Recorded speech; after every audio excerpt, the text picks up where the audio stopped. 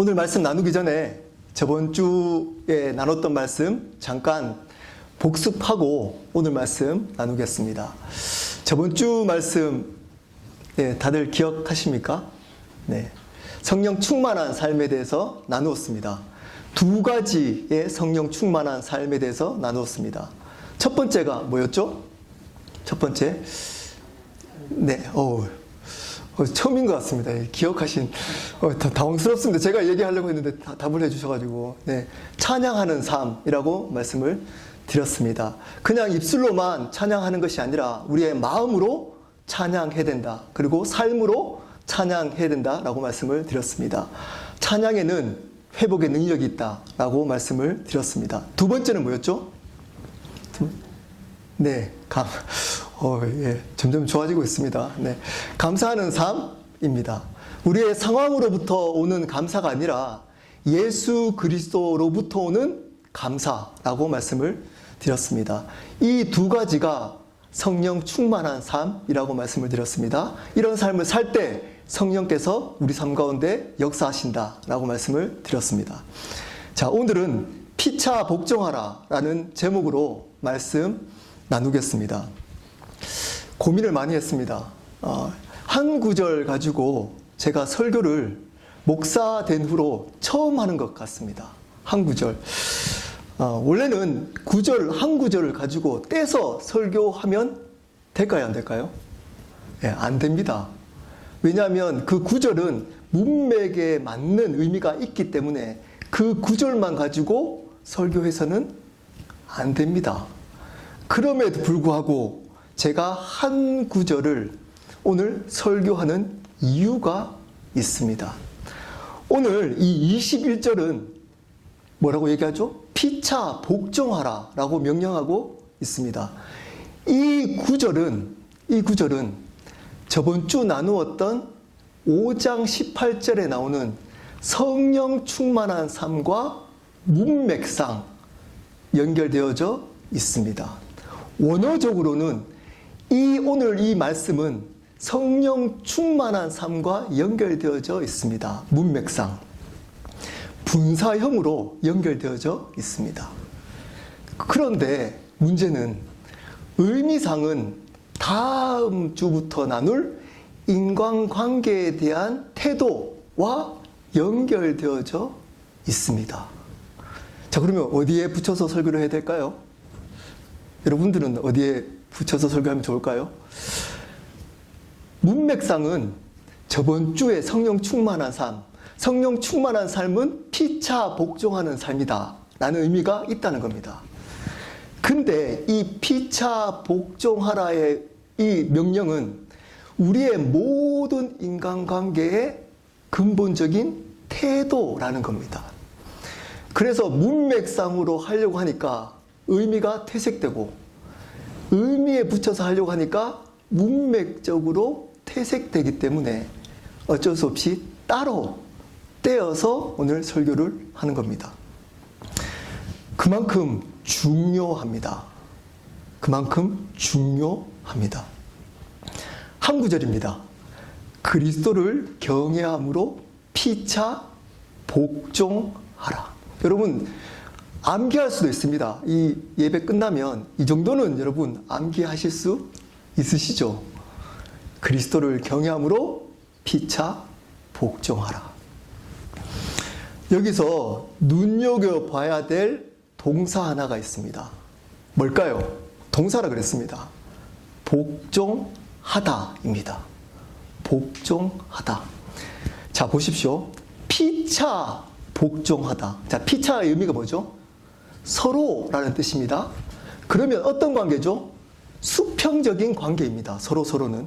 근데 복종하다는 어떤 관계죠? 수직적인 관계입니다. 이게 말이 되나요? 복종하려면 수직적인 관계가 되어야 되는데 명령하기는 서로 복종하라라고 이야기를 해주고 있습니다. 여러분 어떤 의미일까요? 그러면 어떤 의미일까요? 일방적으로 한쪽 사람이 위에 있지 말라는 겁니다. 서로 낮아져서 다른 사람들의 의견을 존중해 주라는 겁니다. 자, 그러면 이러한 태도를, 이 말씀을 가장 먼저 적용할 사람은 누구일까요?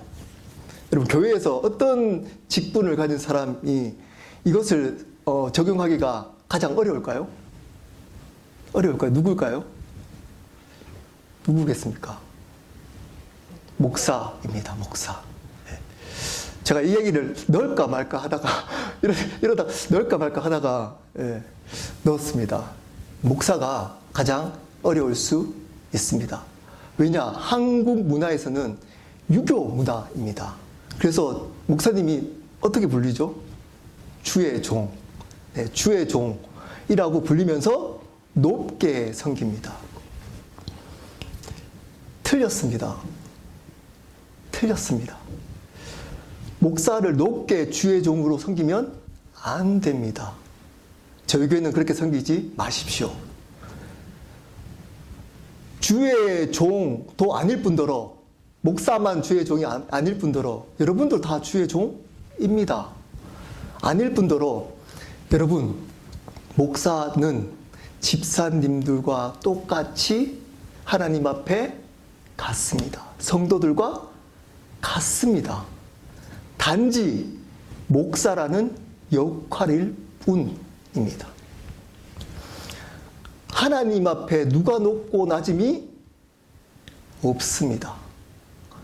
하나님 앞에 누가 더 높고 누가 더 낮고가 없습니다. 단지 그 역할일 뿐인 겁니다. 목사는 어떤 것으로 존경받아야 되죠? 바른 말씀을 전하는 것으로 존경받으면 끝인 겁니다. 그걸로. 왜냐? 목사는 그 역할을 하기 위해서 부르심을 받았기 때문인 겁니다. 그걸로 존경하시면 되는 겁니다. 주의 종으로 떠받들지 마십시오. 네.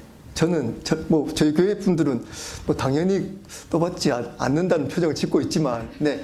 다른 교회는 종종 그런 모습이 있습니다. 저희 교회는 그렇지 않지만, 네. 그래서 여러분, 하나님 앞에 똑같습니다. 피차 복종하라는 말의 의미가 이것입니다. 중요한 단어 하나를 봐야 됩니다. 복종하다.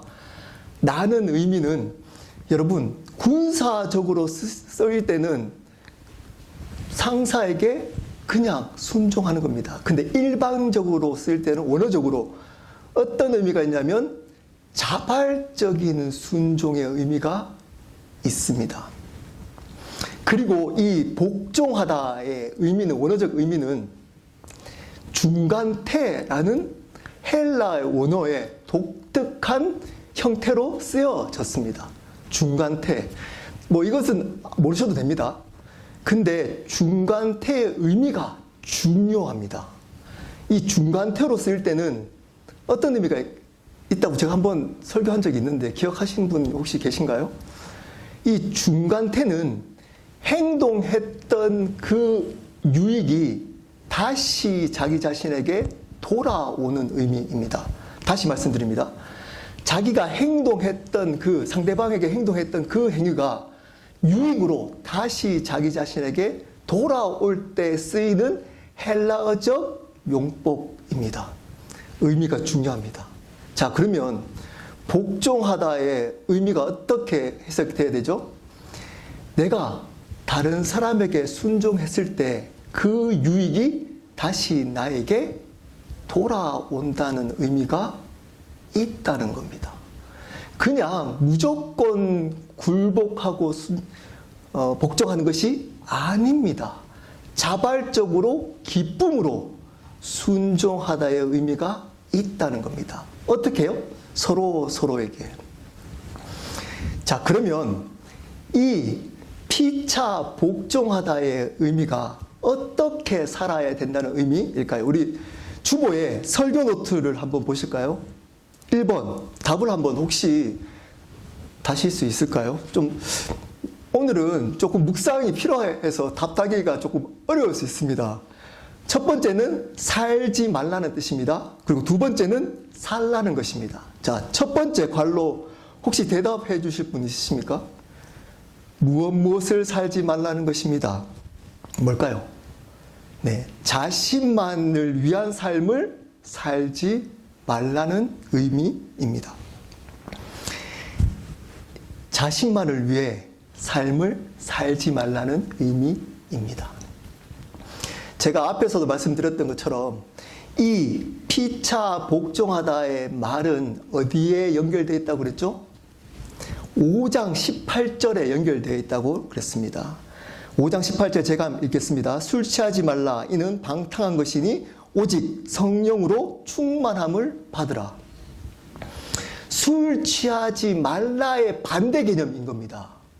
자, 저번 주에 제가 말씀드렸습니다. 술 취하지 말라의 의미가 뭐라고요? 뭘까요? 자기 자신만의 행복을 위해 자기가 주인 되어서 살아가는 삶을 의미한다라고 말씀을 드렸습니다. 자기 자신을 위해 자기가 주인 되어서 살아가는 것입니다. 자, 그러면 그 반대 성령 충만한 인간관계는 어떤 관계일까요? 자기 자신만을 위해 살지 않는 삶인 겁니다. 피차 복종하다라는 말은 자기 자신을 위해 살지 말라는 의미가 들어 있습니다. 그러므로 여러분, 이 세상은 여러분에게 어떤 메시지를 줄까요? 어떻게 가르칠까요? 여러분의 행복을 위해서 살아가십시오 라고 가르칩니다. 자기 자신의 행복을 위해서 살아가라고 가르칩니다. 심지어 교회에서도 여러분의 행복을 위해서 살아가십시오 라고 종교적 용어를 사용해서 가르칩니다. 여러분, 믿는 자의 삶은 반대입니다. 그렇게 살면 안 됩니다. 큰일 납니다. 여러분을 위해서 삶을 살면 안 되는 겁니다. 안 되는 겁니다. 왜일까요? 왜일까요? 우리는 주인이 바뀌었습니다. 내가 주인이 아니라고 고백한 자들이 믿는 자들입니다. 내가 주인이 아닌데 내 행복을 위해서 살아간다는 것이 말이 안 되는 겁니다. 이제 뒤에 나올 겁니다. 아내가 남편에게 어떻게 해야 될지, 남편이 아내에게 어떻게 해야 될지, 그리고 자녀가 부모에게 어떻게 해야 될지, 부모가 자녀에게 어떻게 해야 될지, 종이 상전에게 어떻게 해야 될지, 상전이 종에게 어떻게 해야 될지. 어떻게 해야 될까요? 남편은 어떻게 될까요? 아내는 어떻게 될까요? 남편을 위해 살라는 겁니다. 아내는 어떻게 될까요? 저 똑같이 아내네. 네. 남편은 어떻게 될까요? 아내를 위해서 살아야 한다는 겁니다. 자, 근데 세상 메시지는 이렇게 가르칩니다. 여러분, 다 결혼하셨잖아요. 여러분, 결혼 어떤 마음으로 하셨습니까? 속으로 대답하십시오. 옆에 혹시 뭐 있으시면, 없으시면 네, 대답하셔도 됩니다. 혹시 이렇게 결혼하지 않으셨습니까? 저 남자 만나면 내가 행복하겠지. 연애 때 보니까 나한테 이렇게 잘해주는데 아무도 나한테 이렇게 잘해주는 사람이 없었어. 근데 이 남자는 와, 매일 잘해줘. 전화하는데 틀려, 목소리가. 나한테 대하는 태도가, 밥을 먹는데 의자까지 빼줘. 차를 타는데 차문을 열어줘. 결혼하면 내가 행복해질 거야. 남자는 혹시 이렇게 결혼했지 않았습니까? 이 여자를 만나면 나를 서포트를 너무 잘해줄 거야. 눈빛이 틀려. 나를 바라보는 눈빛이. 내가 평생 이런 눈빛을 바라보고 살 수 있는 게 얼마나 행복할까? 누가? 내가. 그렇게 해서 혹시 결혼하셨죠? 네, 저도 그때 잘 몰라가지고 그렇게 결혼했습니다. 네, 저희 아내가 옆에 들을까 모르겠는데 이거 설교를 들을 수 있으니까 좀 조심하게 얘기하도록 하겠습니다. 그렇게 생각해서 결혼했는데 네, 지금도 행복합니다. 네, 너무 행복을 많이 주고 있지만 그 마음이 무너질 때가 반드시 옵니다. 반드시 옵니다. 특히 믿는 자들은 하나님이 무너뜨립니다. 왜냐? 가정은 그러라고 있는 곳이 아니라고 그랬습니다.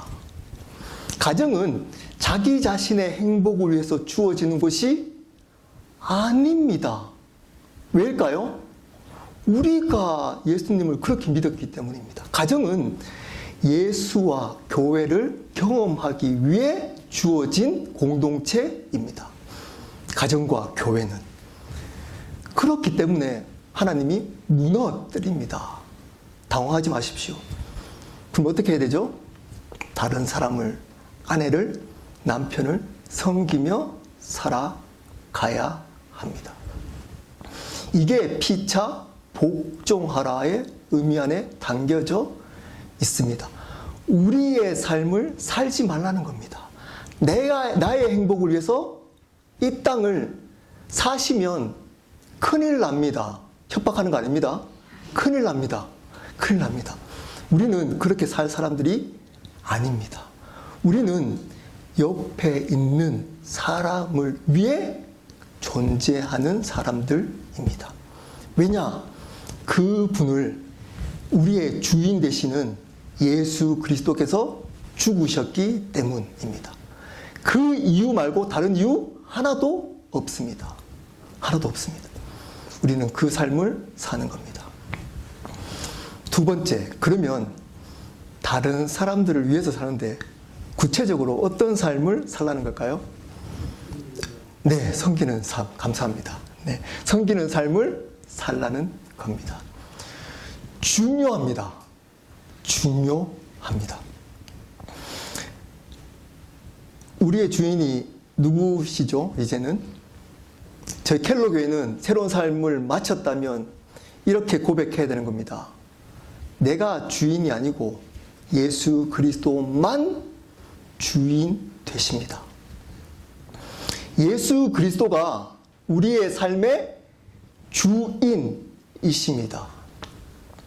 그분이 하나님이시고 주인이시기 때문에 우리는 마땅히 예수님에게 순종해야만 합니다. 그분이 하나님이시고 주님이시기 때문에 반드시 순종해야 합니다. 자, 근데 그 예수님이 우리에게 어떻게 대하셨죠? 마가복음 10장 45절입니다. 제가 물을 마실 동안 제가 시작하면 한 목소리로 읽어주시면 감사하겠습니다. 시작!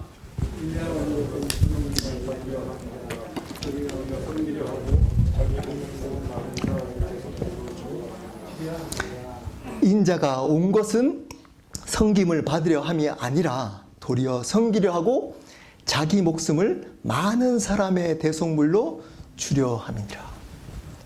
보십시오. 그분이 마땅히 우리가 그분을 순종해서 마땅히 섬김을 받기 합당한 분인데, 마땅한 분이신데 그분이 피차 복종했다는 겁니다. 중요합니다. 그분이 피차 복종했다는 겁니다. 섬기러 오시지 않고 당연히 섬기를 받을 수 있는데 섬기러 오셨다. 우리를 섬기러 오셨다. 심지어 목숨까지 내어 놓으셨다라고 이야기를 해주고 있습니다. 여러분, 이 사랑의 깊이가 느껴지십니까? 제가 자주 말씀드립니다. 이런 얘기에 가장 감동 안 하는 부류들이 있습니다. 목사입니다. 죄송하지만. 이런 얘기에도 아무 감동이 없습니다. 예수 그리스도가 나를 위해서 십자가에 죽으셨다라는 말에 아무 감동이 없습니다. 왜냐? 그분의 사랑을 모르기 때문입니다.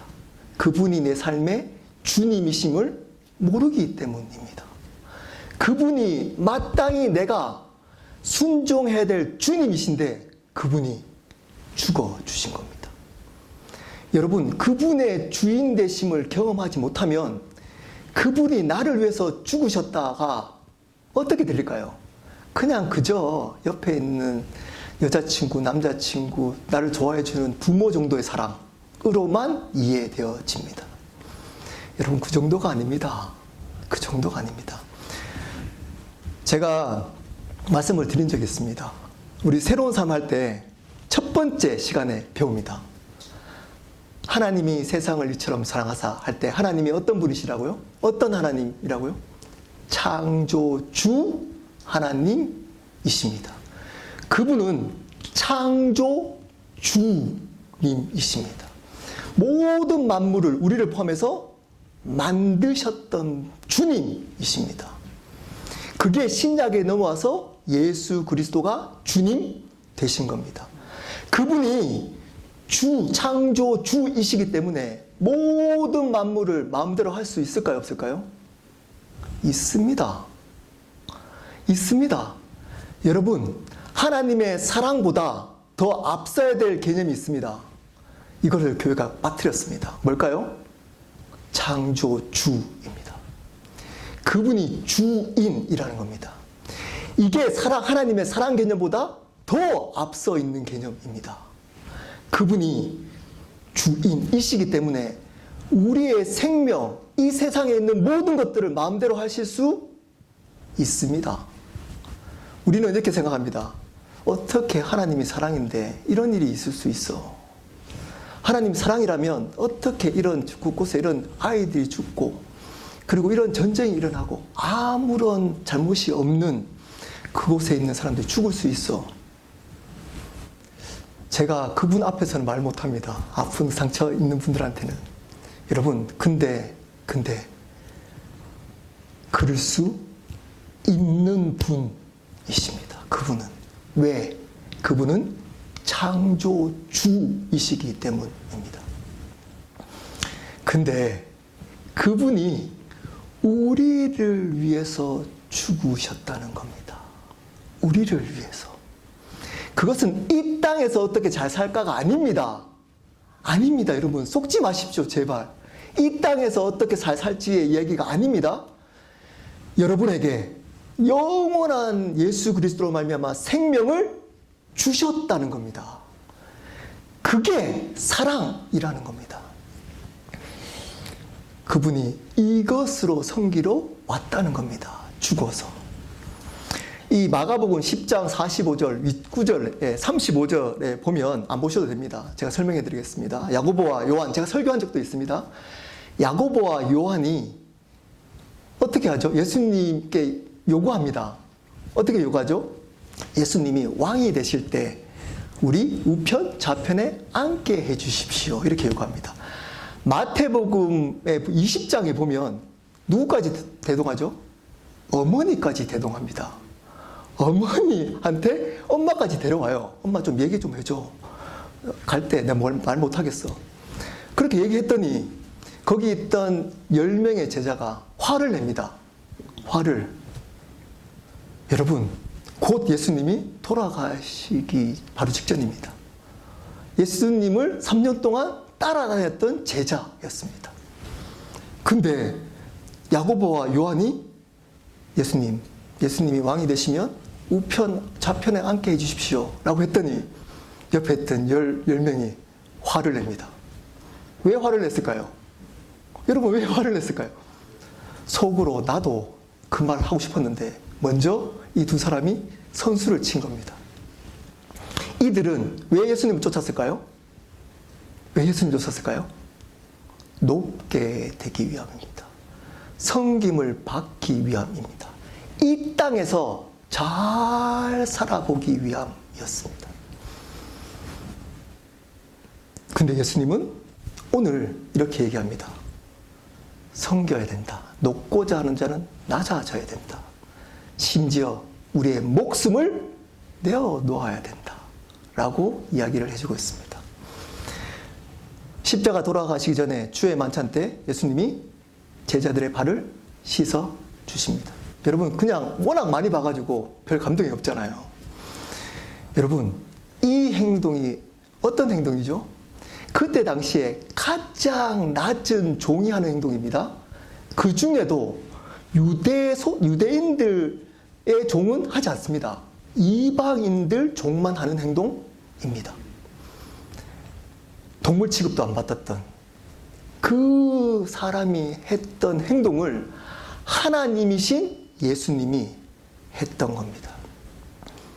우리의 발을 씻어 주셨습니다.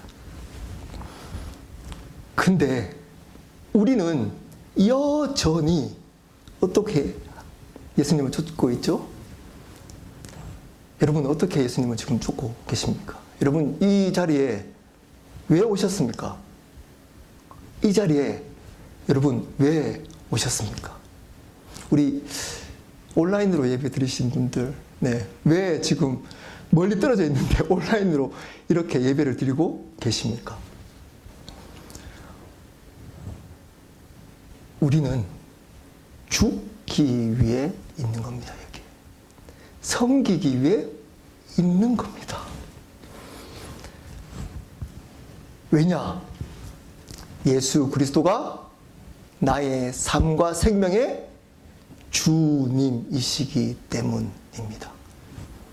그것을 고백하는 자들이 그리스도인이기 때문입니다. 그러므로 피차 복종하라의 의미는 바로 나를 위해서 살지 말고 다른 사람을 섬기면서 살아가라 라는 의미인 겁니다. 이게 돼야지 다음 주부터 설교할 설교 듣고 아내와 남편이 싸우지 않을 겁니다. 성경에 봐봐. 남편에게 순종하라 그랬잖아. 왜 순종 안 해? 야, 당신이 죽기까지 나를 사랑하지 않는데 어떻게 순종해? 예, 대부분 레퍼토리잖아요. 여러분 그 질문을 하는 자체가 이미 잘못 알고 있는 겁니다. 그 질문하는 그 사람의 그 신앙이 이미 틀렸습니다. 다른 사람을 섬기기 위한 겁니다. 섬기기 위함입니다. 다음 주부터 제가 또 강조하면서 이야기하도록 하겠습니다. 싸우지 않도록. 네, 제가 다음 주부터 설교하기 굉장히 힘들 것 같은데 다행히 아내가 옆에 또 섬기게 되어서 감사한 마음이 있습니다. 네. 그러면 우리는 왜 피차 복종해야 할까요? 마지막입니다. 설교부터 한번 볼까요? 예수님을 경외하기 때문입니다. 에베소서 5장 21절 제가 읽겠습니다. 그리스도를 경외함으로 피차 복종하라. 제가 앞에서 말씀드렸습니다. 그리스도가 우리의 주님이십니다. 그분을 두려워하라는 겁니다. 여러분 어느 순간 그분을 두려워하지 않습니다. 죄 지어도 두려워하지 않습니다. 어떻게 얘기할까요? 회개하면 되지. 아니 괜찮아. 회개하면 돼. 왜 그럴까요? 자기 자신이 주인이기 때문입니다. 자기의 행복, 자기의 만족, 자기의 삶을 사는 사람들은 그렇게 쉽게 회개를 이야기합니다. 근데 주인이 바뀌면 그럴 수 없습니다. 그러지 못합니다. 그러지 못합니다. 그분이 두려워지기 시작합니다. 이 땅에서 썩어질 것을 심판하는 사람을 두려워하는 게 아니고 영원히 우리의 몸을 심판할 그분을 두려워합니다. 우리는 그분을 만나게 될 겁니다. 그때는 끝난 겁니다. 끝난 겁니다. 후회해도 소용 없습니다. 그분을 두려움으로 인정하며 살아가야 됩니다. 누구로? 주님으로. 그렇기 때문에 섬기라는 겁니다. 자, 잘 들어보십시오. 그분을 두려워하기 때문에, 그분이 주님이시기 때문에 피차 복종하라는 겁니다. 서로 섬기라는 겁니다. 자, 쉽게 설명을 어떻게 설명할 수 있을까요? 내가 하나님인데 너희를 섬기러 이 땅에 와서 십자가에 죽었기 때문에 너도 당연히 다른 사람들을 위해서 살아가야 돼 라는 겁니다. 마땅한 거야. 무슨 영이죠? 권유형입니까? 명령형입니다. 복종해 주십시오. 하시기를 바랍니다. 이렇게 나와 있지 않습니다. 피차 복종하라 라고 명령하고 있습니다. 왜냐? 그분을 경외하기 때문입니다. 그분이 주님이시기 때문입니다. 그 주님이 우리를 위해서 그렇게 사셨기 때문입니다. 말씀을 마무리하도록 하겠습니다. 여러분, 오늘 그리스도를 경외함으로 피차 복종하라 라는 의미를 오늘 말씀을 듣고 여러분 시간을 드리겠습니다. 한 문장으로 정리 한번 해보시기를 바랍니다. 그리고 거기에다가 한번 적어보시기 바랍니다. 설교 노트에다가 한번 여러분의 언어의 표현으로 한번 적어보시기를 바랍니다. 과연 그리스도를 경외함으로 피차 복종하라의 의미가 무엇일까요? 우리는 마땅히 이 삶을 사셔야 합니다. 제가 한번 정리해 보도록 하겠습니다. 여러분 했던 것과 한번 비교해 보십시오.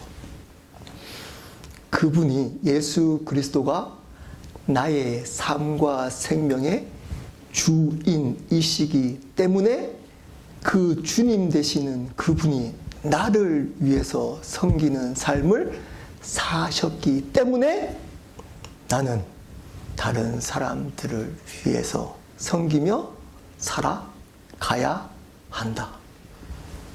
한마디 더 짧게 얘기하면 예수님처럼 섬기는 삶을 살아야 한다 입니다.